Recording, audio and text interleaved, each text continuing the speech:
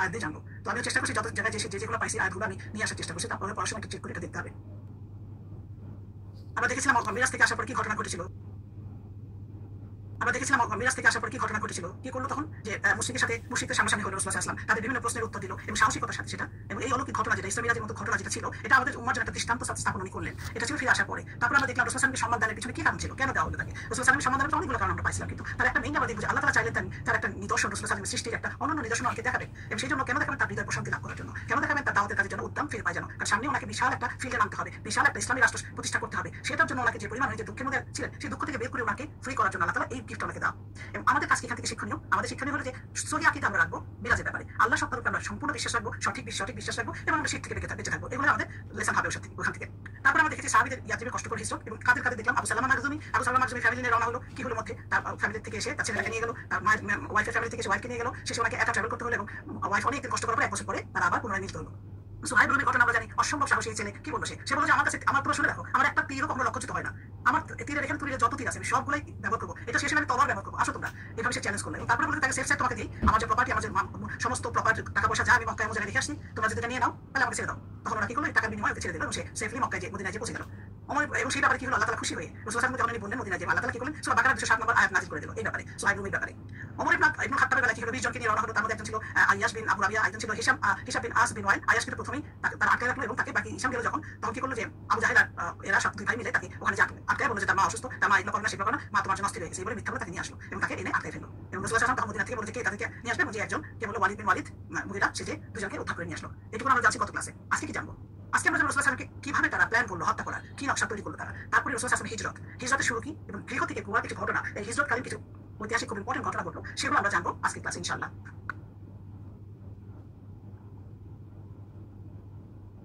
কুরাইশরা জানতো যে অর্থনৈতিক সামরিক দৃষ্টিকোণ থেকে মদিনার অবস্থান কত ইম্পর্টেন্ট। ওরা কিন্তু জানতো যে মদিনাটা কত ইম্পর্টেন্ট তাদের জন্য।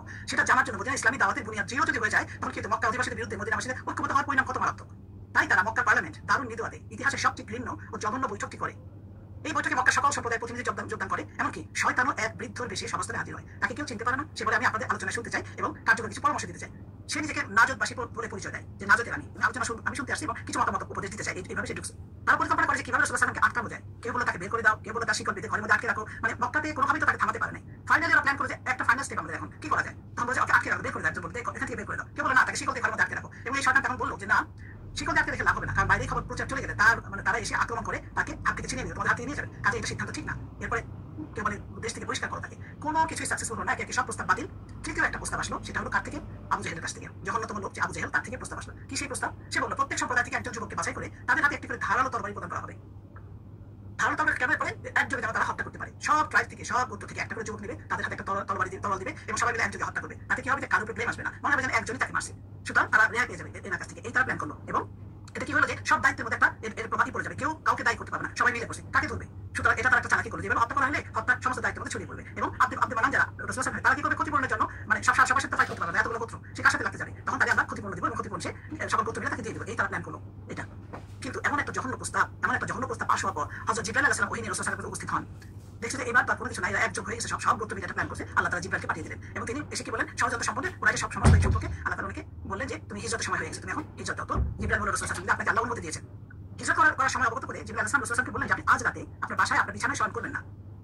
সংবাদ অবগত হওয়ার পর রাসূলুল্লাহ সাল্লাল্লাহু আলাইহি ওয়াসাল্লাম আবু বকর রাদিয়াল্লাহু আনহু হিজরতের অনুমতি পাওয়ার সংবাদ জানানোর জন্য তার বাসায় গমন করলেন, তার বাড়িতে গেলেন, অথবা খবরটা দেওয়ার জন্য অন্যদিকে গেলেন। হিজরতের সকল প্রস্তুতি সম্পন্ন করে নিজের গৃহে ফিরে রাত আগমনের অপেক্ষা করতে লাগলেন।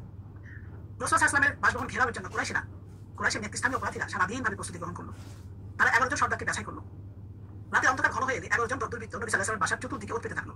তারা অপেক্ষা করছিল যে কখন তিনি শুয়ে পড়লে একযোগে হামলা করবে। তারা মনে বিশ্বাস করছে যে এই জঘন্য ষড়যন্ত্র অবশ্যই সাকসেসফুল হবে, এত সুন্দর প্ল্যান আমরা করছি, এই প্ল্যান কোনো নষ্ট হবে না। তার ঠিক কোনো টাইম রাত 12টার পর। এই কারণে তারা নির্ধারিত সময় প্রতীক্ষা অপেক্ষমান ছিল। এই সময় আল্লাহ তাআলা তার প্রিয় নবীকে সম্বোধন করে সূরা আনফালের 30 নম্বর আয়াতে বললেন, আউযু বিল্লাহি মিনাশ শাইতানির রাজিম, ওয়া ইযা ইয়ামকুরু বিকাল্লাযিনা কাফারু ইয়ামকুরু, ষড়যন্ত্র করা। যখন তারা ষড়যন্ত্র করলো, কারা করলো? কাফেররা। কাকে নিয়ে? রাসূলুল্লাহ সাল্লাল্লাহু আলাইহি ওয়াসাল্লামকে নিয়ে। আল্লাহ তাআলা বললেন লিইউতবিতুকা আও ইয়াকতুলুকা আও ইউখরিজুকা, তিনটা প্ল্যান করলো। একটা তোমাকে বন্দী করতে, ইউতবিতুকা, ইয়াকতুলুকা তোমাকে হত্যা করতে, আও ইউখরিজুকা তোমাকে বের করে দিতে। তিনটা এখানে আছে। ওয়া ইয়ামকুরুনা ওয়া ইয়ামকুরুল্লাহ, তারাও ষড়যন্ত্র করে, আল্লাহ ষড়যন্ত্র করে। ওয়াল্লাহু খায়রুল মাকিরিন, আল্লাহ তাআলা ষড়যন্ত্রকারীদের মধ্যে উত্তম।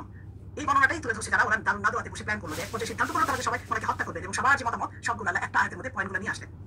এই অবস্থা রাসূলুল্লাহ সাল্লাল্লাহু আলাইহি ওয়াসাল্লাম কি করলেন? আলী রাদিয়াল্লাহু আনহু বললেন যে তুমি আমার চাদর গায়ে দিয়ে বিছানায় শুয়ে থাকো আমার বিছানায়, ওদের হাতে তোমার কোনো ক্ষতি হবে না। এরপর তিনি বাইরে এসে এক মুঠো ধুলো নিয়ে কাফেরদের মধ্যে নিক্ষেপ করলো। এতে আল্লাহ তাআলা তাদের সামরিক অন্ধ করে দিলেন। তারা আল্লাহ রাসূল সাল্লাল্লাহু আলাইহি ওয়াসাল্লামকে দেখতে পেল না। সেই সময় রাসূল সাল্লাল্লাহু আলাইহি ওয়াসাল্লাম ইয়াসিনের 9 নম্বর আয়াতটি তেলাওয়াত করেন। আউযু বিল্লাহি মিনাশ শাইতানির রাজিম। ওয়াজআলনা মিন বাইনি আইদিহিম সাদ্দা, আমি তাদের সামনে আইদিহিম তাদের সামনে সাদ্দান, সাদ্দান একটা প্রাচীর, তাদের সামনে একটা প্রাচীর স্থাপন করে দিয়েছি। তার মানে একটা পর্দা, যাই হোক যেটা দিয়েছে প্রাচীর, দেখতে পাচ্ছে না। ওয়া মিন খালফিহিম সাদ্দান, এবং পিছনেও তাই করছে আল্লাহ, পিছন ঘুরালো কিছু নাই, সামনে কিছু নাই, দেখতে পায় না, পিছনে কিছু দেখতে পায় না। ফাআগশাইনাহুম ফাহুম লা ইউবসিরুন, ফাআগশাইনাহুম ঢেকে দিল, আল্লাহ তাআলা বলছেন তাদেরকে আমি ঢেকে দিয়েছি, ফলে ফাহুম লা ইউবসিরুন, তারা কিছু দেখতে পায় না। আল্লাহ তাআলা বললেন যে সামনে পশ্চাতে অহংকার বিদ্বেষে হতকারিতার প্রাচীর দাঁড় করে দিয়েছি। ওরা যে অহংকার আর বিদ্বেষের মধ্যে ছিল, যে প্ল্যান করছিল তার সব বন্ধ, সামনেও কিছু দেখবে না, পিছনেও কিছু দেখবে না, তারা সত্যই দেখতে পায় না। আলী রাদিয়াল্লাহু আনহু সেখানে 3 দিন অবস্থান করেন এবং রাসূলুল্লাহ সাল্লাল্লাহু আলাইহি ওয়াসাল্লামের নিকটে যার যার আমানত ছিল সব তাদেরকে ফিরিয়ে দেন। তারপর তিনি হিজরত করে মদিনায় যান এবং রাসূলুল্লাহ সাল্লাল্লাহু আলাইহি ওয়াসাল্লামের সাথে মিলিত হন। রাসূলুল্লাহ সাল্লাল্লাহু আলাইহি ওয়াসাল্লামের হিজরত শুরু। প্রথমে সবাই আমরা ম্যাপটা খেয়াল করে দেখবো, জাস্ট লক্ষ্য করে দেখেন এই ম্যাপে কি আছে। এখানে ক্লিয়ারলি দেখা আছে দুইটা পথ, একটা গ্রিন ড্যাশড আর একটা রেড, এটা হচ্ছে সলিড। আমরা যদি রেড সলিডটা দেখি, তারিকুল কাওয়াফিলা আনজাকা, এটা হচ্ছে যে তারিকুল রাস্তা, যে কাফিলা, যে কাফেলাগুলো যে রাস্তায়, আনজাকা হচ্ছে সেই সময়কার, সেই সময় যে কাফেলা যে রাস্তাতে যাইতো, এটা হলো সেই রাস্তা, মানে অরিজিনাল রুট বলা যায় এটাকে, এখান দিয়ে চলাফেরা করতো সবাই। বাট গ্রিন ড্যাশ যেটা দেখবো, এটার মধ্যে লেখা আছে আর তারিকুল লাযী সালাকাতুর রাসূল, তাহলে এটা হচ্ছে রাসূলুল্লাহ সাল্লাল্লাহু আলাইহি ওয়াসাল্লাম যে রাস্তা চলছেন বা যে রাস্তা পার হয়েছেন, যেখান দিয়ে গেছেন, অতিক্রম করছেন, এই রাস্তা দিয়ে আমরা খেয়াল করে দেখি রাস্তাটা দেখেন কি সুন্দর, মক্কা আর তারপরে সাউর পর্বত এখানে দেখা যাচ্ছে। এই মক্কা থেকে এই ঘোরা রাস্তা দিয়ে সাউর পর্বত থেকে একদম অপোজিট রোড, অপোজিট হয়ে রওনা হয়ে ভিতরে দিয়ে আবার অপোজিট ক্রস করে দেখেন, যে দিক দিয়ে তারা যাবে তার অপোজিটেও নেই, যে দিকে তারা যাবে তার অপোজিটেও নেই। এইভাবে প্ল্যান করে রাস্তাটা এইভাবে কুবাতে জেনে পৌঁছে যান। এই ছিল ওনার রুট, এবং এই রাস্তা সাধারণত কেউ চিনত না, খুব কম লোক যাইতো এখানে।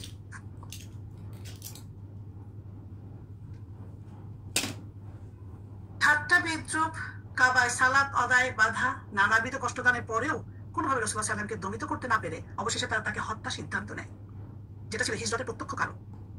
এভাবে চূড়ান্ত পরীক্ষার সম্মুখীন হওয়ার পরে আল্লাহ তাআলা তাকে হিজরতের অনুমতি দেন।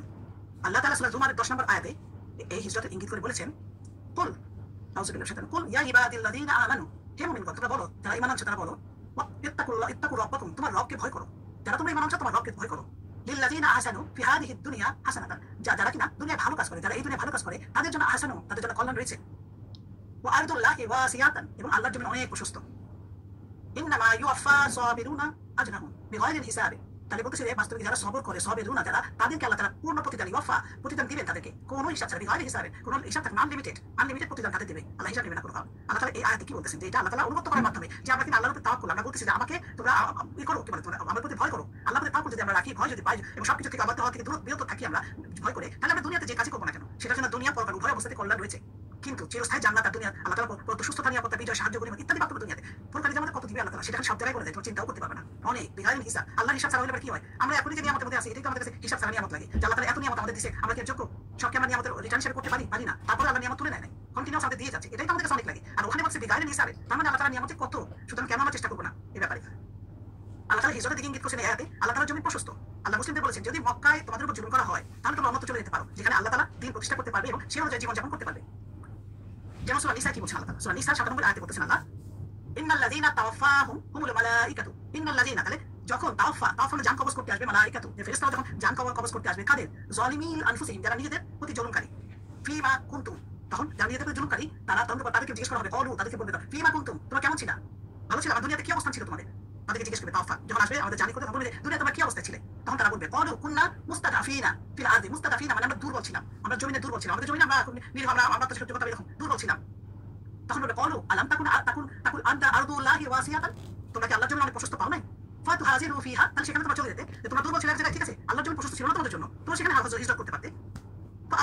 ফাউলাইকা মাওয়াহুম জাহান্নাম, তবে শেষে বলতেছে যে তোমাদের কি হলো, তোমাদের জন্য সেটা উলাইকা মাওয়াহুম জাহান্নাম, তোমাদের জন্য বাসস্থান হচ্ছে জাহান্নাম, ওয়াসাআত মাসীরা, এবং কত সেটা মন্দ প্রত্যাবর্ত স্থল।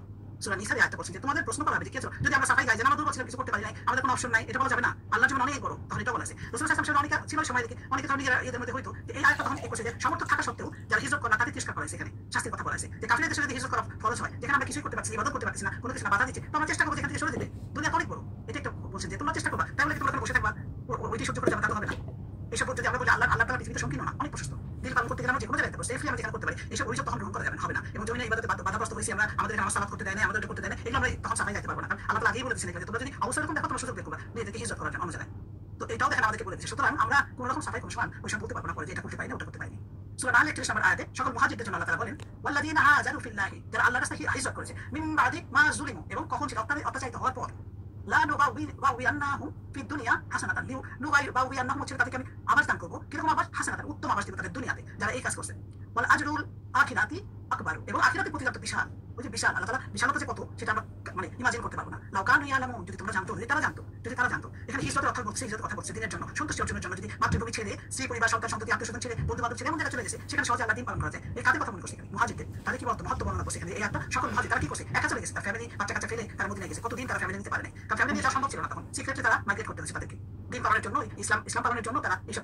ভাবে চলে গেছে তো আল্লাহ তাআলা কি বলছেন সন্তুষ্টি হাসিলের জন্য দিন ইসলাম পালনের জন্য স্বদেশ ত্যাগ যারা করবে তাদের প্রতিদানের কথা আল্লাহ উল্লেখ করছে এক ছিল কি তাদের দুনিয়াতে তাদেরকে রিজিক বৃদ্ধি করে দেবে সুন্দরভাবে জীবনযাপন করার সুযোগ করে দেবেন দুই হচ্ছে আখিরাতে তাদের জন্য প্রতিদান প্রস্তুত করে রেখেছেন যেমন আরো মহান এই আয়াতের উজ্জ্বল দৃষ্টান্ত হলেন মুহাজিরগণ মক্কা থেকে মদিনায় হিজরত করার সময় তারা ছিলেন নিঃস্ব এই মানুষগুলোকে কি করছিল পরবর্তীতে কেউ আমির হয়ে গেছেন কেউ হচ্ছে সেনাপতি আল্লাহ আবার সাহাবীদের জীবন যখন পড়বো তখন দেখবো যে এক সময় তারা কি স্ট্রাগল করছিল কিন্তু পরের জীবন আল্লাহ এত দিয়েছেন যে তারা সেটা চাইও না এরকম অবস্থা হয়েছে তাদের এত বেশি ছিল এবং সেখানে তারা আফসোস করতো যে যারা এই জীবনে কিছু না পায় যেমন মুসাব ইবনে উমাইর বলেন হামজা রাদিয়াল্লাহু তারা কি হামলা গেছে যে তাদের কাফনের কাপড় কত পাওয়া যায় না তখন এই আফসোস করে বাকি সাহাবীরা আফসোস করতো যে হায় আল্লাহ আমাদেরকে আল্লাহ বলে দিয়েছে এই সব কেমনে দিব তারা তো কিছুই পায় না তারা কত সুন্দর গেছে দুনিয়া কোনো কিছু রেখে যায় না আর আমরা কত কিছু রেখে যাচ্ছি তো আল্লাহ তাআলা তাদেরকে অনেক ঘুরে দিয়েছিল যারা করেছিল দুনিয়ার বুকে আল্লাহ তাদের উন্নীত করে সম্মান ও ইজ্জতের আসনে আসীন করেছে হিজরতের শুরু তাওর গিরি গুহা এই সেই অরিজিনাল তাওর এখানে রাসূলুল্লাহ সাল্লাল্লাহু আলাইহি ওয়াসাল্লাম একদম ভিতরে দেখে মনে হয় যে কাছে তা না আসলে অনেকটা পথ কিভাবে উঠতে গেছেন কিভাবে পার করেছেন আল্লাহ জানেন এখানে ওঠা মানে আমি এখানে যে কিছু দূর উঠে থেমে গেছিলাম যেতে পারিনি এত উপরে এত ভিতরে উঠা যায় না তখনকার সময় চিন্তা করা যায় পাহাড় কিরকম ছিল কত সার ছিল তখন এখন তো অনেক পাথর পরে অনেকটা স্মুথ হয়ে গেছে তো এখানেই ওনারা 3 দিন অবস্থান করছিলেন এখানে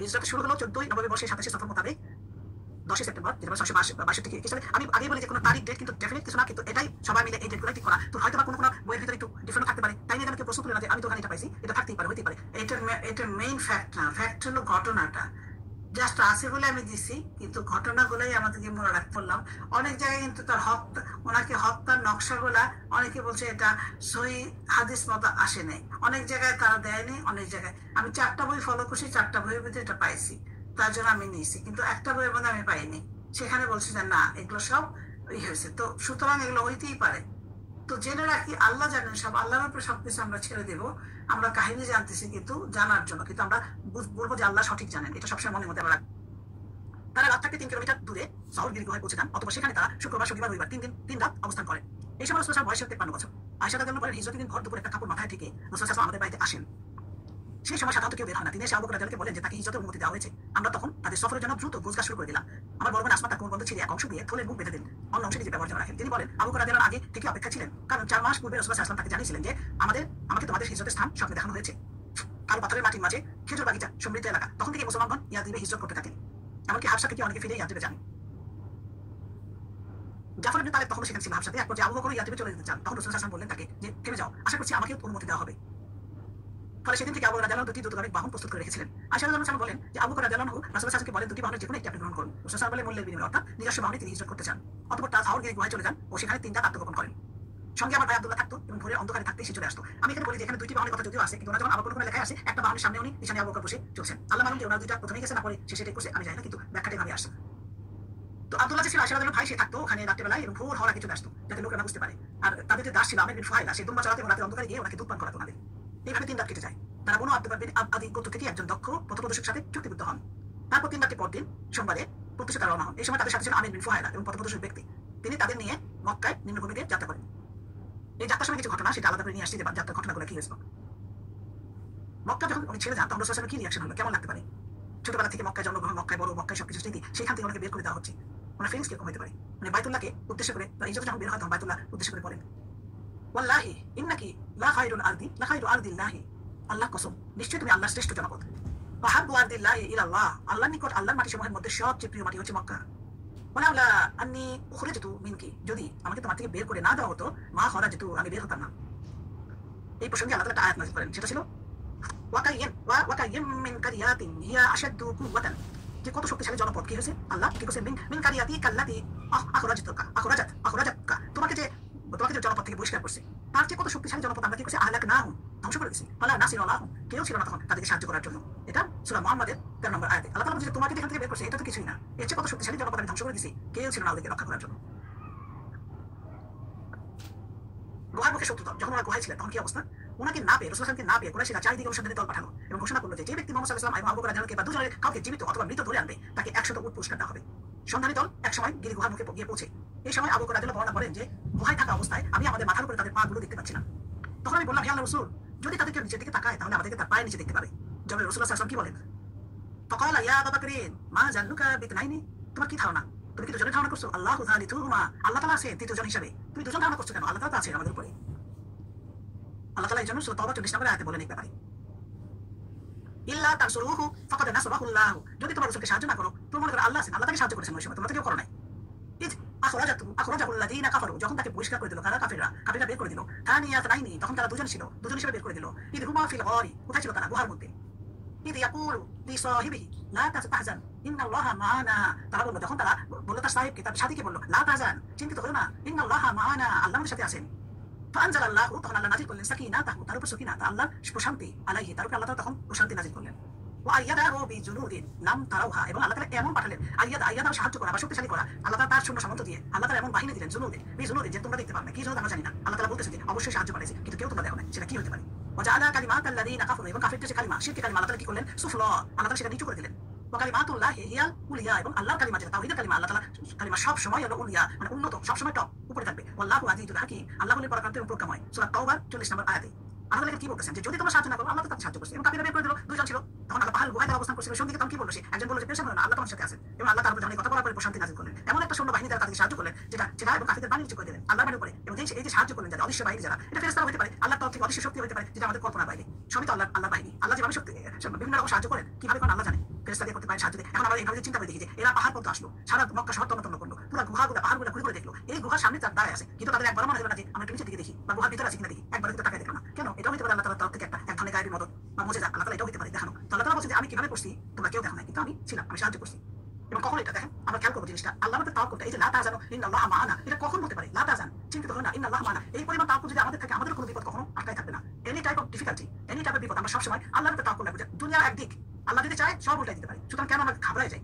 ওইখানে আমাদের ইমানের পরীক্ষা, আল্লাহ তাআলা ওই পরীক্ষার জন্য বিপদগুলো দেয়, আমাদের বিভিন্ন রকম দুশ্চিন্তা ফেলে দেয়, বিভিন্ন রকম বিপদগুলো দেয়, কেন দেয়? আমাদের ইমানের পরীক্ষা করার জন্য, যে কতটা তাওয়াক্কুল আছে আমরা দেখি। তো আমরা এই জন্যই ওইভাবে চিন্তা করবো। রাসূলুল্লাহ সাল্লাল্লাহু আলাইহি ওয়াসাল্লাম এই ঘটনা থেকে যে লেসনগুলো আমরা পাই, আমরা আরো বেশি পাবো। কখন আল্লাহ চাইলে এমনি করতে পারতো, কিন্তু তখনই দিয়েছে যখন আল্লাহ তাকে বলছে আল্লাহ আমাদের সাথে আছে, তাওয়াক্কুলের সাথে বলছে কোনো চিন্তা করো না, আল্লাহ তাআলা সঙ্গে সঙ্গে তার বাহিনী পাঠালো, তার ভিতরে প্রশান্তি নাযিল করলো। ঠিক একইভাবে একই বিশ্বাসে আমরাও করবো, এক্স্যাক্টলি আমাদেরও একই অবস্থা হবে। আল্লাহ তাআলা সবসময় আমাদেরকে এ থেকে মুসিবত থেকে আমাদেরকে মুক্ত করবেন ইনশাআল্লাহ।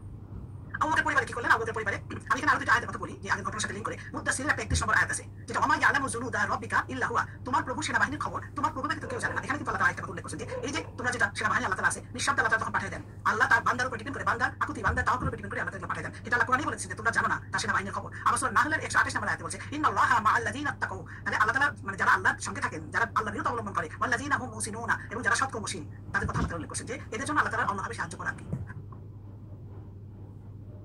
তারপরে আমাদের আবু বকর পরিবারের কি সাহায্য করলো, আবু বকর পরিবারের খিদমত, এটা তো অনেক ছিল ওই সময়। হিজরতের পক্ষে আসমা কি করলো, তখন সফরের মাল সামান খাদ্য সামগ্রী বাঁধার জন্য রশিদে কম পড়ায় নিজের কোমর বন্ধ করে তার ছিঁড়ে দুটো করে একটু থলির মধ্যে বেঁধে দেয়, একটু নিজের কোমর মধ্যে তার সাথে। এই কারণে তাকে কি বলে, জাতু নিতফ কয়নি বলে, এটা তাকে এই কথা উপাধি দেওয়া হয়েছিল। বাসায় কিছু টাকা ছিল, সেটা আবু বকর সব নিজের সঙ্গে করে জাতু নিতফ কয়নি বলে, এটা তাকে এই কথা উপাধি দেওয়া হয়েছিল। বাসায় কিছু টাকা ছিল, সেটা আবু বকর সব নিজের সঙ্গে করে, এটা ব্যাপারে আরো কিছু কথা সেটা নিয়ে নেয়, যেটা হলো তার অন্ধ বাবা কোহা এসে আসমাকে বলে যে তো আমি তোমাদের আবু বকরের ব্যাপারে আরো বিসমিল্লাহ আলহামদুলিল্লাহ না আরো কিছু কথা সেটা নিয়ে নেয়, যেটা হলো তার অন্ধ দেওয়া হয়েছে, বেঁধে দেয় নাহমাদুহু ওয়া নাস্তাঈনুহু ওয়া নাস্তাগফিরুহু, একটু কাছে নিজের কোমর বন্ধে কার সাথে। এই কারণে তাকে কি বলে, জাতু নিতফ কয়নি বলে, এটা তাকে এই কথা উপাধি দেওয়া হয়েছিল। বাসায় কিছু টাকা ছিল, সেটা আবু বকর সব নিজের সঙ্গে করে, এটা ব্যাপারে আরো কিছু কথা সেটা নিয়ে নেয়, যেটা হলো তার অন্ধ বাবা, মানে আবু বকরের অন্ধ বাবা আবু কুহাফা এসে আসমাকে বলে যে তো আমি তোমাদের আবু বকর সব টাকা পয়সা নিয়ে এসে তোমাদের কিছু রাখে না, কি হবে তোমাদের? তখন আসমা তো একটা বুদ্ধি করে বলল ওই কিছু পাথর টাথর একটা কাপড়ের মধ্যে জোরে একটা ওই দাদার কাছে নিয়ে বলে যে এই গর্তের মধ্যে যেগুলো ছিল দাদা সব নিয়ে যায়নি, টাকা রেখে গেছেন। তো দাদা খুব খুশি হয়ে গেল, তোমরা ভালো কাজ করছি, তার বুদ্ধিমত্তার পরিচয়। তো এখানে আবু কুহাফা কিন্তু ছিল, কাফির ছিল, মুসলিম হয় না তখন। আসমা ছোট ভাই আসমা সব কাজে সাহায্য করেন, তার ভাই আব্দুল্লাহ পিতার সাথে রাতে গুহায় কাটতেন, ঘুরে রাতে বাড়ি ফিরে আসতেন, অথবা শত্রুপক্ষের খবর নিয়ে রাতে বেলা পুনরায় গুহায় চলে যেতেন। আবু বকর মুক্ত দাস ছিল অনেক ফায়দা, সে শহর পর্বতে পার্শ্ববর্তী ময়দানে দিনের বেলা ছাগল চড়াতো, তারপর রাতের একাংশ অতিবাহিত হলে সে ছাপ্পা দিয়ে শহর পাহাড়ের পাদদেশে চলে আসতে এবং রাসূল সাল্লাল্লাহু আলাইহি ওয়াসাল্লাম দুধ পান করাতেন। তারপর সেখানে অবস্থান করে ভোর হওয়ার আগে ছাপ্পা নিয়ে পুনরায় দূরে চলে যেত। এইভাবে দেখা যায় আবু বকর পুরো পরিবার হিজরতের প্রস্তুতিতে আত্মনিয়োগ করেছিল।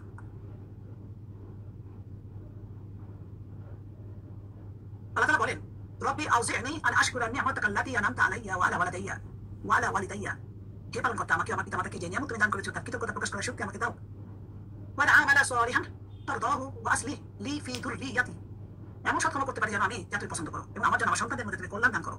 ইন্নী তুবতু ইলাইকা, আমি তোমার দিকে ফিরে গেলাম, এবং ইন্নী মিনাল মুসলিমিন, আমি অজ্ঞাবহদের অন্তর্ভুক্ত হলাম। সূরা আকাবের 15 নম্বর আয়াত। এই আয়াতটা দোয়াটা আবু বকর সিদ্দিক রাদিয়াল্লাহু আনহু যখন তিনি 40 বছর উপরে হন তখন এটাই দোয়াটা আবু বকর উনি করছিলেন, এবং যার ফলে উনি ছিলেন একমাত্র যার সকল সন্তান পিতামাতা ইসলাম কবুল করেছেন। আমরা জানি যে তার পরিবারের সবাই কেন আবু বকর মানে ছিল আব্দুল্লাহ বিন আসমার ওনার কন্যা আসমার পুত্র ছিল আব্দুল্লাহ বিন জুবায়ের, তারপরে আরোহা বিন উরওয়া বিন জুবায়ের, এই দুজন বিখ্যাত সাহাবী ছিলেন। ওনার ঘরে সবাই এরকম ছিল। তো এই দোয়াটা উনি সবসময় করছেন 40 বছর বয়সে, এবং এই জন্যই আল্লাহ তাআলা ওনার সব কমপ্লিট পরিবারকে ইসলাম গ্রহণ করতে সাহায্য করছেন। দোয়া থেকে ইয়াদরিব কুরাইশদের পরিকল্পনা যখন ব্যর্থ হয়ে গেল, পরিষ্কারভাবে বুঝলো ইসলাম তাদের হাতছাড়া হয়ে গেছে, পাগলের মতো হয়ে গেল তারা। তখন কি করলো তারা? আলী রাদিয়াল্লাহু আনহুর উপরে ক্রোধ ছাড়লো, তাকে টেনে হিসেবে কাবা নিয়ে গেল, কাবা ঘরে নিয়ে গেল, এবং তার কথা চেষ্টা করলো, কিন্তু কোনো লাভ হলো না। তারা আবু বকর রাদিয়াল্লাহু বাসায় গেল, আসমা বিনতে আবু বকর দরজা খুলে তাকে জিজ্ঞেস করলো, তোমার আব্বা কোথায়? তিনি বললেন আমি জানি না। তখন আবু জেহেল তার মানে গালে একটা জোরে থাপ্পড় লাগালো। কুরাইশ নেতারা এক জরুরি বৈঠক সিদ্ধান্ত যে আল্লাহ রাসূল আবু বকরকে গ্রেফতার করার জন্য সর্বাত্মক অভিযান চালাতে হবে। মক্কা থেকে বাইরে থেকে কখনো সব রাস্তায় কড়া পাহারা বসালো, এবং সেই সঙ্গে ঘোষণা করলো কেউ যদি রাসূল সাল্লাল্লাহু আলাইহি ওয়াসাল্লাম আবু বকর রাদিয়াল্লাহু আনহুকে অথবা দুজনের কেউকে জীবিত বা মৃত উপস্থিত করতে পারে তাহলে 100 উট পুরস্কার দিবে। এই ঘোষণা পর লোকজন সব বেরিয়ে পড়লো। আমরা আগে বলেছিলাম এদিকে মক্কা কুরাইশদের নেতৃত্বে পুরস্কার লোভী লোকদের অনুসন্ধান তৎপরতা নিষ্ফল প্রমাণিত হলো। তাদের লোক লাগাই দিল সবই লাগাইল, কিন্তু কোনো কাজ হলো না। তারা সব জায়গায় ঘেটে ঘুটে কোথাও পাইল না আমাদেরকে। 3 দিন অনুসন্ধানের পর তারা ক্লান্ত হতাশ হয়ে পড়লো, তাদের অনুসন্ধান উৎসাহ ঝিমিয়ে পড়লো। বিভিন্ন রাস্তা সম্পর্কে অভিজ্ঞ আব্দুল্লাহ ইবনে ওয়াকিদ লাইসির সাথে আগেই চুক্তি করেছিল যে তিনি পরিশ্রমের বিনিময়ে তাদেরকে মদিনায় পৌঁছে দিবে।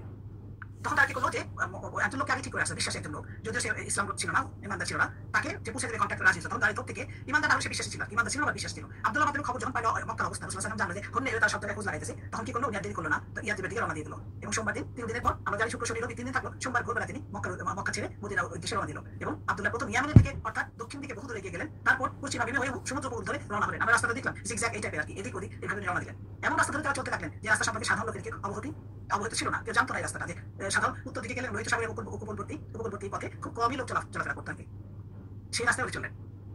একটি হচ্ছে রাসূলুল্লাহ সাল্লাল্লাহু আলাইহি ওয়া সাল্লাম এবং অন্যটি মুক্তদাস আমির বিন ফুহাইরা আবু নদীর গোত্রের পথপ্রদর্শক আব্দুল্লাহ বিন উরাইকিত লাইসি শহর হয়। তখন সে কাফির ছিল। আব্দুল্লাহ ইবনে আব্বাস রাদিয়াল্লাহু বলেন, মক্কা থেকে বের হওয়ার সময় আবু বকর রাদিয়াল্লাহু দুঃখ করে বলেছিলেন, আখরাজু নাবিয়্যাহুম লা ইয়ালিকুন্না। তখন কি বলল যে তারা তাদের নবীকে বের করে দিল, এখন অবশ্যই তারা ইয়ালিকুন্না, তারা ধ্বংস হবে। এই ব্যাপারে আল্লাহ তাআলা তখনই সূরা হজের 39 নম্বর আয়াতে নাযিল করেন। আল্লাহ তাআলা বলেন, উযিনা লিল্লাযিনা ইউকাতিলুনা বিআন্নাহুম যুলিমু। আমি তাদেরকে অনুমতি দিলাম। আল্লাহ তাআলা বলেন যে অনুমতি দেওয়া হলো, উযিনা অনুমতি দেওয়া হলো লিল্লাযিনা ইউকাতিলু, তাদেরকে যারা আক্রমণ করা হচ্ছে, যারা আক্রান্ত হচ্ছে তাদেরকে বিআন্নাহুম যুলিমু, এবং তাদের প্রতি জুলুম করা হয়েছে। আল্লাহ তাআলা বলেন যে এদের জুলুম করা হচ্ছে, তাদেরকে আমি অনুমতি দিলাম যুদ্ধ করার জন্য। ওয়া ইন্নাল্লাহা আলা নাসরিহিম লাকাদির, অনুমতি দিল আমি আল্লাহ তাদেরকে, এবং যারা আক্রমণ করা হয়েছে তাদের থেকে জুলুম করা হয়েছে তাদেরকে আল্লাহ বলল। কিন্তু আল্লাহ তাআলা বলতেছেন যে আমি তাদেরকে সবসময় সাহায্য করতে পারি, সক্ষম সেটা, আমার কোনো যুদ্ধ লাগে না ওদের জন্য, ওদেরকে আমি সাহায্য করতে পারি। আল্লাহ তাআলা এই তাফসীর বলতেছেন যে মক্কা থেকে মদিনার উদ্দেশ্যে যখন বের হয় আবু বকর, এটা আবু বকরের বক্তব্যের উপরে এই আয়াতটা নাযিল করেন যে নবীকে বের করে দিলে এখন তো তোমরা ধ্বংস হয়ে যাবে। তখন আল্লাহ তাআলা বলেছেন হ্যাঁ, এখন আমি অনুমতি করলাম যে তাদের জন্য কাফিরদের বিরুদ্ধে আগে তো যুদ্ধ করা নিষেধ ছিল, আগে তো সবরের ধৈর্য ধারণের নির্দেশ দেওয়া হয়েছিল। এবার আল্লাহ তাআলা এটা আয়াতে বলল যে ঠিক আছে আমি অনুমতি দিলাম, যারা নির্যাতিত হচ্ছে বা যাদের উপর জুলুম করা হচ্ছে তারা এখন যুদ্ধ করতে পারবে ওদের জন্য। এই জন্য আল্লাহ তাআলা অনুমতি, দুইটা কারণে আল্লাহ অনুমতি দিলেন। একটা হলো যারা মুসলিমদের উপর অত্যাচার করা হচ্ছে, নির্যাতিত, অন্যভাবে তাদেরকে এলাকা থেকে বের করে দিচ্ছে, তাদের ভূখণ্ড দখল করা হয়েছে, সুতরাং এরা যথার্থ পরিচয় না দিলে অত্যাচারীরা কিভাবে অত্যাচার চালিয়ে যাবে, কাফিরদের বাহাদুরি সাহস আরো বেড়ে যাবে। সুতরাং আল্লাহ তাআলা কালিমাকে জমিনে প্রতিষ্ঠা করার জন্য এবং কোনো এলাকার প্রতিষ্ঠা মহিলা যদি কাফিরদের নির্যাতিত হয়, তাদেরকে স্বদেশ থেকে বের করে দেওয়া হয়, তাহলে তারা যুদ্ধ করতে পারবে। এক্ষেত্রে অন্যান্য মুসলিমদের সাহায্য করা অবশ্যই। আল্লাহ তাআলা ইচ্ছা করে বিনা যুদ্ধে তাদেরকে নির্যাতন থেকে মুক্ত করতে পারতেন এবং কাফিরদের পর্যালোচিত করতে পারতেন, কিন্তু তিনি পরীক্ষা করতে চান কে দিন কায়েমে তার পথে জিহাদ করে আর কে পৃষ্ঠপ্রদর্শন করে। আল্লাহ তাআলা সব ব্যাপারে আমাদেরকে পরীক্ষা করতে চান, মুহূর্তে কোনো কিছু দিবেন না। এটাই বোঝা যাবে বিভিন্ন আয়াত থেকে আমরা বুঝতে পারবো এটা। এবং যুদ্ধের অনুমতি দেওয়ার জন্য এটাই প্রথম আয়াত একমাত্র নাযিল হয়। হিজরতকালে কিছু ঘটনা আবু বকর সিদ্দিক রাদিয়াল্লাহু বলতেছেন, উনি কি বলেন যে আমরা সারা রাত পথ অতিক্রম করলাম, গাড়ি থেকে দুপুর পর্যন্ত চলছি। ঠিক দুপুরে কোনো পথচারী ছিল না, আমি একটা লম্বা প্রান্তরে আমাদের নজরে এলো, সেখানে রোদ নেই এবং আমরা সেখানে অবতরণ করলাম। নিজের হাতে আমি প্রিয় নবী সাল্লাল্লাহু আলাইহি ওয়াসাল্লামের একটি স্থান সমান করে সেখানে চাদর বিছালাম। রাসূলুল্লাহকে বললাম যে আপনি একটু বিশ্রাম নেন, আমি খেয়াল করছি। রাসূলুল্লাহ শুয়েছিলেন, আমি যতদিন নির্দিষ্ট রাখলাম, হঠাৎ দেখতে পেলাম একটা রাখাল দূর থেকে বকরি নিয়ে এদিকে আসছে। সেই প্রান্তরে ছায়া আসছিল। আমি তাকে বললাম তুমি কার লোক? সে মক্কা বা মদিনার একজনের নাম বললো। আমি তাকে বললাম তোমার বকরির কিছু দুধ হবে? সে বলে হ্যাঁ। আমি বললাম দোহন করতে পারি? উনি বলছে হ্যাঁ, বকরিকে নিয়ে এলো এবং সে মাটি খড়কুটে এবং লোক থেকে ওনাটা পরিষ্কার করে দাও, সে কোটা পরিষ্কার করে একটা পেয়ালা কিছু দুধ নিয়ে আসলো। আমার নিকট একটা চামড়া পাত্র ছিল, রাসূলুল্লাহ সাল্লাল্লাহু আলাইহি ওয়াসাল্লাম ওযু পানি পান করার সেটা নিয়ে আসছিলাম। কাছে এসে দেখে তিনি ঘুমিয়ে পড়েছেন। তাকে জাগানোর সময় চিন্তা করলাম না, কিছুক্ষণ পর তিনি ঘুম থেকে জাগ্রত হলে দুধের সাথে পানি মিশালাম, ফলে পাত্রের নিচের অংশ ঠান্ডা হয়ে গেল। কারণ দুধ ফ্রেশ দুধ তো গরম থেকে বলে, তো গরমের মধ্যে এটা ঠান্ডাটা ওনার কাছে প্রশান্তি, সেজন্য এটা করলেন। তাকে বললাম আপনি দুধটুকু পান করুন। তিনি পান করে সন্তুষ্ট হলেন। এরপরে বললেন এখনো কি যাত্রা করার সময় আসেনি? আমি বললাম হ্যাঁ। আবু বকর রাদিয়াল্লাহু তাওরিয়া বলবো, রাস্তার ভিতরে আবু বকর একটা তাওরিয়া করছে। তাওরিয়া কি জিনিস দেখি আমরা? যাত্রা অবস্থায় আবু বকর রাদিয়াল্লাহু আনহু সর্বদা সাওয়ারিতে রাসূলুল্লাহ সাল্লাল্লাহু আলাইহি ওয়াসাল্লামের পিছনে বসতেন। আবু বকর রাদিয়াল্লাহু মধ্যে পার্থক্যের নিদর্শন প্রকাশ পেয়েছিল, কিন্তু রাসূলুল্লাহ সাল্লাল্লাহু আলাইহি ওয়াসাল্লাম চেহারা সুরতে তখনও চাকচিক্য বজায় ছিল। তাই রাস্তার লোকেরা কিছু জিজ্ঞেস করলে মুরুব্বি আবু বকর রাদিয়াল্লাহু জিজ্ঞেস করতো। সামনে একটা লোকটি পরিচয় জানতে চাইলে তিনি বলতেন হাদা রাজুলু ইয়াদিনি সাবিলা, এই লোক আমাকে পথ দেখিয়ে নিয়ে যাচ্ছে। এটা বলতেন। জিজ্ঞেস করতে যে উনি কে? তোনার আসল পরিচয় না দিয়ে বলতেন যে এই লোক আমাকে পথ দেখিয়ে নেন। তাতে দুইটা জিনিস মিলত, পথ তো হেদায়েতের পথ বোঝাইতেন উনি, কিন্তু লোকেরা ভাবতো যে রাস্তা দেখানো হচ্ছে। এই ধরনের রাসূলুল্লাহ সাল্লাল্লাহু আলাইহি ওয়াসাল্লাম ব্যাপারটা গোপন করাতেন। এই অলংকার শাস্ত্র এটাকে আরবিতে এটাকে বলে তাওরিয়া, যে সত্য কথা বলা হয় কিন্তু আসলে একটু গোপন করে বলা হচ্ছে জিনিসটা। সুরাকাবিন মালিকের পশ্চাৎ একটা লোক ছিল, সুরাকাবিন মালিক, অন্য গোত্রের নেতা। সে যখন শুনলো যে এরকম বাজি আছে 100 নগদ দিবে, সে খুঁজে খুঁজে খুঁজে কেমনে বের করে ধাওয়া করা শুরু করলো এবং তার সে তীর ধরতে খুব ভালো ছিল, সেটা নিয়ে সে ধাওয়া করলো। যখনই সে কাছে যায় ঘোড়ার পাটা ডিবে যায় বালুর মধ্যে, জ্বলন্ত ধোঁয়া থেকে সে পড়ে যায়। আর যে তীরটা সে চুজ করতে চায় সেটা খুঁজে পায় না, যার জন্য এভাবে করতে করতে অনেক দূর আগে গেল রাসূলুল্লাহ সাল্লাল্লাহু আলাইহি ওয়াসাল্লামের কাফিলা। সে পুনরায় ঘোড়ার সাথে আবার একই অবস্থা হয়, কাছে না বসতে পারে, পা পেট পর্যন্ত টিপে যায়, এভাবে উঠতে পারে না। তখন তার ভিতরে একটা ভয় ঢুকে গেল। সে বললো যে নিশ্চয়ই ওনাকে আমরা নাগাল পাবো না। তখন সে নিরাপত্তা প্রার্থনা করলো যে আসলে ওনার ধারে কাছে যাওয়া যাবে না। তো রাসূলুল্লাহ সাল্লাল্লাহু আলাইহি ওয়াসাল্লাম যখন এটা ডাকলো যে নিরাপত্তা যখন চাইলো, তখন কাফিলা থেমে, তখন রাসূলুল্লাহ সাল্লাল্লাহু তাকে নিরাপত্তা দিল এবং ওনাকে কিছু খাবার অফার করছে, সেটা নেন নাই, গ্রহণ করেন নাই। তো নিরাপত্তার নামা লিখে তাকে দেয় এবং সে সেটা নিয়ে যায় এবং চামড়াতে লিখে আমির বিন ফুহাইরা রেখে দেয়। এটা লাভ হলো কি যে সে ফেরার পথে অন্য যারা ওনাকে ধাওয়া করতেছিল পিছনে আসতে, তাদের সবাইকে বলছে যে না উনি এখানে নাই, এদিকে না, আমি দেখে আসছি, তাদেরকে ফিরাই দিল। তো যে লোক কিনা প্রথমে তার এত নেগেটিভ ছিল, তাকে ওই করা দিন শেষে সে যে ওনার বন্ধু সাপোর্টার হয়ে গেল। জুবাইর ইবনুল আওয়াম সাথে সাক্ষাৎকার রাস্তায় এক পর্যায়ে কি হলো, জুবাইর ইবনুল আওয়াম যেটা ওনার সাথে দেখা হলো, উনি ছিলেন আয়েশা রাদিয়াল্লাহু আনহার হাজবেন্ড। তিনি ওনাদের দুজনকে উনি বাণিজ্য কাফলা থেকে ফিরতেছিলেন, সুতরাং দুজনকে দুই সেট কাপড় দিলেন, সাদা কাপড়। আসমা যে ওনার হাজবেন্ড ছিল এই জুবাইর, আশরাফ মুবাশশিরা অন্যতম মহান ব্যক্তিত্ব, এবং যে উরওয়া বিন আর আব্দুল্লাহ বিন জুবাইর এরই ছিলেন দুজন। উম্মে মাবাদের তাবুতে, এটা বিখ্যাত ঘটনা। উম্মে মাবাদের তাবুতে কি হয়েছিল এখানে, জাদাতটা পথে একটা ঘটনা। খোঁজাই করতে খ্যাতনামী অতিথি পরের মহিলা উম্মে মাবাদের তাবুত পাশ দিয়ে যাওয়ার সময় রাসূলুল্লাহ সাল্লাল্লাহু আলাইহি ওয়াসাল্লাম তাকে জিজ্ঞেস করলেন, পানাহারের কিছু আছে? এই মহিলা কি করতো, সামনে বসে থাকতো তাবুর সামনে, সব কাউরে না কাউরে পাইলে তাকে ঘরে যা আছে তাই তাকে খাওয়াইতো। তো সেদিন রাসূলুল্লাহ সাল্লাল্লাহু আলাইহি ওয়াসাল্লাম সামনে গেলেন ওদিক দিয়ে, তখন জিজ্ঞেস করলেন যে আপনাদের কিন্তু পান করার মতো। আসমা যে ওনার হাজবেন্ড ছিল এই জুবাইর, আশরাফ মুবাশশিরা অন্যতম মহান ব্যক্তিত্ব, এবং যে উরওয়া বিন আর আব্দুল্লাহ বিন জুবাইর এরই ছিলেন দুজন। উম্মে মাবাদের তাবুতে, এটা বিখ্যাত ঘটনা। উম্মে মাবাদের তাবুতে কি হয়েছিল এখানে, জাদাতটা পথে একটা ঘটনা। খোঁজাই করতে খ্যাতনামী অতিথি পরের মহিলা উম্মে মাবাদের তাবুর পাশ দিয়ে যাওয়ার সময় রাসূলুল্লাহ সাল্লাল্লাহু আলাইহি ওয়াসাল্লাম তাকে জিজ্ঞেস করলেন, পানাহারের কিছু আছে? এই মহিলা কি করতো, সামনে বসে থাকতো তাবুর সামনে, সব কাউরে না কাউরে পাইলে তাকে ঘরে যা আছে তাই তাকে খাওয়াইতো। তো সেদিন রাসূলুল্লাহ সাল্লাল্লাহু আলাইহি ওয়াসাল্লাম যখন সামনে গেলেন ওদিক দিয়ে, তখন জিজ্ঞেস করলেন যে আপনাদের কিন্তু পান করার মতো কিছু আছেন কিনা। তো মহিলা কি করলেন, যখন জিজ্ঞেস করলেন তখন উনি বসে থাকতে মেহমান কিছু খাওয়াই দেয়, কিন্তু ওই দিন এমন হলো যে কোনো কিছুই বাসায় ছিল না, কারণ যত দুর্ভিক্ষের সময় ছিল তাদের যে বকরিগুলো তার হাজবেন্ড নিয়ে চলে গেছিল, যার জন্য সে আরেকটা বকরি ওখানে দেখি যে কোনায় আসে, কিন্তু সেটা দুর্বল, যার জন্য রাসূলুল্লাহ সাল্লাল্লাহু আলাইহি ওয়াসাল্লাম বললেন যে ঠিক আছে এটাকে দেখি তো দুর্বলটাকে নিয়ে আসে। ওখানে যেয়ে তার পেটের মধ্যে সে হাত দেয়, হাত দিয়ে বিসমিল্লাহ বলে হাত দেওয়াতে ওখানে আস্তে আস্তে পুরাটাই মানে বরকতে হাত দোয়া করলেন এবং পূর্ণ হয়ে গেলেন পালান দুধে, এবং সে দহন করে উনি সবাইকে পান করালেন এবং উম্মে মাবাদকে পান করে আবার এক বাটি ভরে ওখানে রেখে আসলেন, রেখে রওনা দিলেন। তো কিছুক্ষণ পর তার হাজবেন্ড আবু বাবার বাসায় এসে ঘটনা শুনে অবাক হয়ে বললেন যে আল্লাহ কসম ইনি কুরাইশদের সেই মহান ব্যক্তি হবেন যার সম্পর্কে লোকেরা নানান কথা বলে থাকে, আমার ব্যক্তির ইচ্ছা আমি তার সাহায্য লাভ করে সুযোগ পেলে আমি তা অবশ্যই করবো। উম্মে মাবাদ অত্যন্ত আকর্ষণীয় ভাব চিন্তা কৌশল ভঙ্গিতে রাসূলুল্লাহ সাল্লাল্লাহু আলাইহি ওয়াসাল্লাম পরিচয় বর্ণনা করেন। এটা একটা ফেমাস বর্ণনা, আমরা এটা শুনে দেখি যে এই পর্যন্ত রাসূলুল্লাহ সাল্লাল্লাহু আলাইহি ওয়াসাল্লাম বর্ণনা কোনো জায়গায় কেউ কমপ্লিট দিতে পারে না, কারণ অনেকে তার দিকে মুখ তুলে তাকাইতোই না, সাহাবীরা সবসময় নিচু হয়ে তাকায় থাকতো, ওনাকে ভালো মতো কেউ লক্ষ্য করা চোখে চোখ রাখতে পারতো না। কিন্তু উম্মে মাবাদ হয়তো দেখছেন এবং সে এমন ভাবে বর্ণনা দিচ্ছেন, আমরা দেখবো সেই বর্ণনাটা কি বলছেন।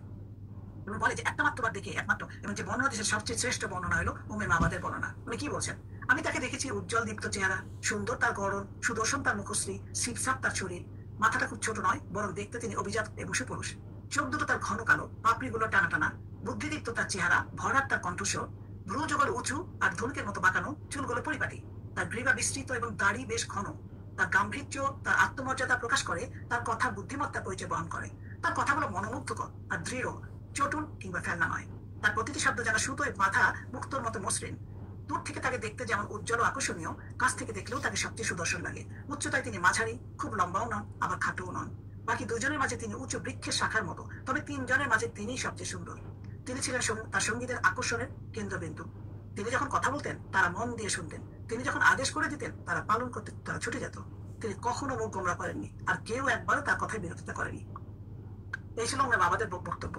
আমাদের ক্লাস আজকে মোটামুটি শেষ। এটা আমি লাস্টে কয়েকটা জিনিস দেখাবো। এটা মক্কা যে হারাম এলাকাটা আমরা দেখতে পারি, যদিও এখানে ক্লিয়ারলি অত বোঝা যাবে না, বাট যে এরিয়াটা কভার করছে এটা আমি আলাদা করে লেখা আমি দেখাবো, এটা ইংলিশে লেখা যে বোঝা যায় না, কিন্তু হারাম এলাকা এই এলাকাটা যে কোনো জায়গায় হারাম, কিন্তু যে কোনো এলাকার ভিতরে এরিয়ার ভিতরে আমরা দেখি কি সেটা পশ্চিম দিকে জেদ্দার পথে আশুমাই শিরামগ স্থান পর্যন্ত, যাকে আল হুদাইবিয়া বলে, আমরা হুদাইবিয়া পড়বো সামনে।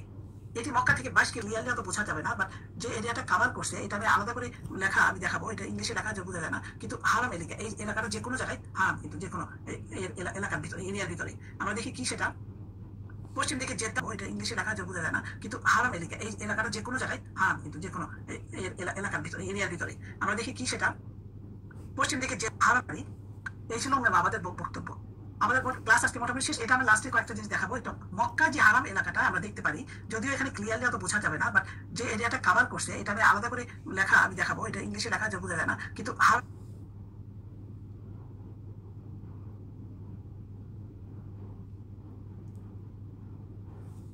এলাকা এই এলাকাটা যে কোনো জায়গায় হারাম, কিন্তু যে কোনো এলাকার ভিতরে এরিয়ার ভিতরে আমরা দেখি কি সেটা পশ্চিম দিকে জেদ্দার পথে আশুমাই সিরা নামক স্থান পর্যন্ত, যাকে আল হুদাইবিয়া বলা হয়। আমরা হুদাইবিয়া পড়বো সামনে। এটি মক্কা থেকে 22 কিলোমিটার দূরে অবস্থিত। দক্ষিণে তিহামা হয়ে ইয়েমেন যাওয়ার পথে ইজা আতলিন লিবন নামক স্থান পর্যন্ত, যা মক্কা থেকে 12 কিলোমিটার, ওদিকে 22, এখানে 12 কিলোমিটার দূরে। পূর্বে ওয়াদিয়ে উরাইনা নামক স্থানের পশ্চিম কিনারা পর্যন্ত, যা মক্কা থেকে 15 কিলোমিটার দূরত্ব অবস্থান। উত্তর পূর্ব দিকে জিরানা পথে, এটা আমরা জানবো করতে গেলে সারাই মুজাহিদের গ্রাম পর্যন্ত, যা মক্কা থেকে 16 কিলোমিটার দূরত্বে। উত্তরে তারিম নামক স্থান পর্যন্ত, এটা মক্কা থেকে 7 কিলোমিটার দূরত্ব অবস্থিত। বর্তমানে এখানে একটা মসজিদ রয়েছে, যেখানে মসজিদে আয়েশা নামে বিখ্যাত। যে আমরা জানি আয়েশা মসজিদ থেকে তাওয়াফ করে আসি, নিয়ত করে আসি। এটা এরপরে আমরা দেখতেছি যে এখানে এরিয়ার ভিতরে এইগুলা।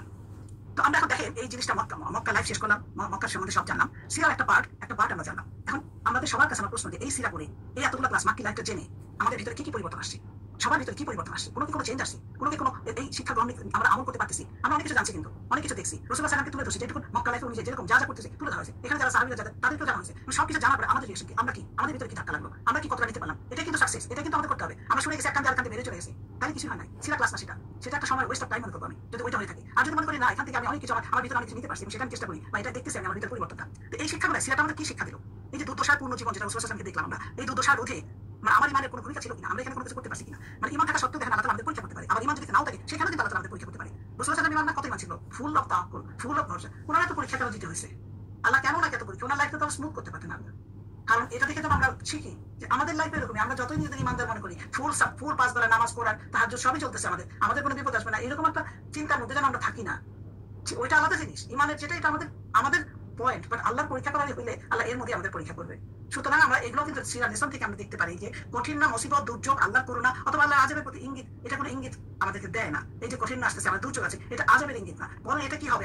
আমাদের রিয়াকশন, এটা আমাদের প্রতিক্রিয়া হবে। যে আমাদের প্রতিক্রিয়া, রিয়াকশনটা কি হয় যখন আমরা বিপদে পড়ি, যখন একটা কোনো রকম আমাদের দুর্ঘটনা হয়, সেই সময় আমাদের রিয়াকশনটা যদি পজিটিভ হয়, আমরা সবরের সাথে এটা নিই, ও এটা আল্লাহ তাআলা আমাদেরকে দিয়েছেন, এসবকে আল্লাহ আমাদের একটা পরীক্ষার মধ্যে ফেলছেন। প্রথম চিন্তা যদি এটা আসে, তাহলে সেটা আমরা বলবো যে আল্লাহ দুর্যোগের কারণে আল্লাহ করুণা, এটা আমাদের যদি মনে করি পজিটিভ নিয়ে, যে আল্লাহ আমাদেরকে করুণা করছেন, আল্লাহ আমাদেরকে তার নিকটবর্তী করতে চান, সেই জন্য আমাদের পরীক্ষাটা দিচ্ছেন। আমরা উদাসীন থাকি, অমনোযোগী থাকি, জীবন আমাদের অনেক কিছু উল্টাপাল্টা চলি আমরা, এবং আমাদের এর থেকে যদি আল্লাহ আমাদের কোনো বস্তু, কোনো প্রিয় কিছু নিয়ে যায়, আমরা উদাসীনতা দূর হয়ে যায় আমাদের, তখন চোখ খুলে যায়, হায় হায় আমি তো এতদিন এইদিকে ছিলাম, এখন দেখো আমার এই বিপদটা আসলো, আল্লাহ তাআলা নিশ্চয়ই আমার। তখনই কিন্তু আমরা টনক নড়ে, আমরা বলি যেটা। তো আমরা যে উদাসীনভাবে আমরা কিছু করতেছি, সেখান থেকে আমাদের জাগতে হবে। কিভাবে জাগবো আমরা? জীবনের বাস্তবতার সম্মুখীন হতে হবে। কিভাবে জাগবো আমরা? কিভাবে সম্মুখীন হবো? তখন আল্লাহ একটা বিপদ আমাদের সেটা সহজ করে দেয়। কিন্তু এটা আমাদের অনেক কঠিন হয়ে যায় কোনো সময়। আল্লাহ তাআলা তখন বিপদটা যখন দেয়, তখন দেখবেন হৃদয়টা অনেক হালকা হয়ে যায়। এই বিপদ করে আল্লাহ তাআলা আমাদেরকে তার কাছে করার জন্য। এই জিনিসগুলো কিন্তু আমরা সিরা পড়ে জানতেছি, সিরা পড়ে শিখতেছি, এবং আরো বেশি রিয়ালাইজ করতে পারছি। শিখতেছি না, আমরা তো আগে থেকে কম বেশি জানি, কিন্তু এটা রিয়ালাইজেশন হবে এই সিরা পড়ার সাথে। তার মজবুত হবে আমাদের, যে আমাদেরকে উত্তম করতে চান আল্লাহ, আমাদের মর্যাদা উন্নীত করতে চান, অনেক মর্যাদা দিতে, আমাদের অনেক ধরনের ক্ষতি দিবেন আল্লাহ তাআলা, জীবনে সম্পদের ক্ষতি, জীবনের ক্ষতি, ব্যক্তিগত বেদনা, যন্ত্রণা, অনেক কিছু দিবেন আল্লাহ তাআলা আমাদেরকে। এবং সেটা আমরা ভাববো যে আল্লাহকে আমাদের প্রয়োজন, আমরা যেন আল্লাহ থেকে ফিরে আসি, এই জন্য আল্লাহ তাআলা এগুলো দিয়েছেন আমাদেরকে। আমরা ওইভাবে চিন্তা করবো, এবং ওইভাবে আমরা সম্পর্কটা আল্লাহর সাথে নতুন সম্পর্ক নির্ভরতা তৈরি করবো আমরা, এবং সেভাবে আমরা আল্লাহকে আরো বেশি ভালোবাসতে পারবো, আরো বেশি আল্লাহর সাথে কানেক্টেড হয়ে যাবো। এই জন্য আমরা এইভাবে পজিটিভ ভাবে জিনিসটা নিই। আমরা সিরার একটা পার্ট থেকে এই পর্যন্ত সোফা যতটুকু আমরা জানছি, ততটুকু থেকে আমরা এইটুকু চিন্তা করতে পারি, সামনে আরো জানবো, আরো মজবুত করবো। সিরা ক্লাসটা যেন এরকমই হয় আমাদের। এটা থেকে যেন আমরা গেইন না হই, লুজার না হই। এখান থেকে যেন কোনো কিছু আমরা এমন করি না যে আমরা কিছু শিখতে পারলাম না, তাই তো কোনো কিছু না। সিরা কিন্তু এই জন্য বারবার শুনতে হয়, বারবার পড়তে হয় এই সিরা ক্লাসগুলোর জন্য, কারণ আমরা কানেক্টেড থাকতে চাই আল্লাহর সাথে। আমাদের নবীর জীবনী হলো আমাদের একটা লেসন পয়েন্ট, আমাদের লেসনের একটা একটা সিলেবাস বলা যায়। এই সিলেবাস যদি আমরা ফলো করে চলি, এইভাবে সবকিছু জানি, আমাদের জীবনটা পাল্টে যায়। তো ইনশাআল্লাহ এই ছিল আমার বাকি জীবন। আমি অনেক ভুল ত্রুটি আমারও হয়েছে, অনেক কিছু হবে, ক্ষমা প্রার্থী সবার কাছে। আমার যদি অজান্তে কোনো কিছু জানিতে, কিন্তু আমার অন্তরে রাসূলুল্লাহ সাল্লাল্লাহু আলাইহি ওয়াসাল্লামের প্রতি মহব্বত 100%। আমি সেই মহব্বতের জন্য এই কাজগুলো করতেছি। আমার নিজস্ব কোনো জ্ঞান নাই, আল্লাহ তাআলাই আমাকে টেনে নিয়ে আসছেন। আল্লাহ কিভাবে আনছেন আমি জানি না, আমাকে নিয়ে আসছেন। এই সুযোগ আল্লাহ করে দিয়েছেন যে সবার সামনে আমাকে নিয়ে আসছেন। আমি বারবার এই ক্লাসগুলো নিতে পারতেছি, আমি জানি না কিভাবে পারতেছি। আল্লাহ তাআলা আমাকে হয়তো পছন্দ লিস্টে রাখছেন, হয়তো এখন সেজন্য হয়তো আমি এটা পারতেছি। আমি চাই যে আমার এই পছন্দের লিস্টে সবাই থাকে, সবাই আমার সাথে থাকবে, এবং আল্লাহ তাআলা এটা কানেক্টেড করে দিবে সবাইকে ইনশাআল্লাহ। দোয়া করবেন আমি সুস্থ থাকি এবং সামনে ক্লাসগুলো যেন আরো সুন্দর করে নিতে পারি। আমি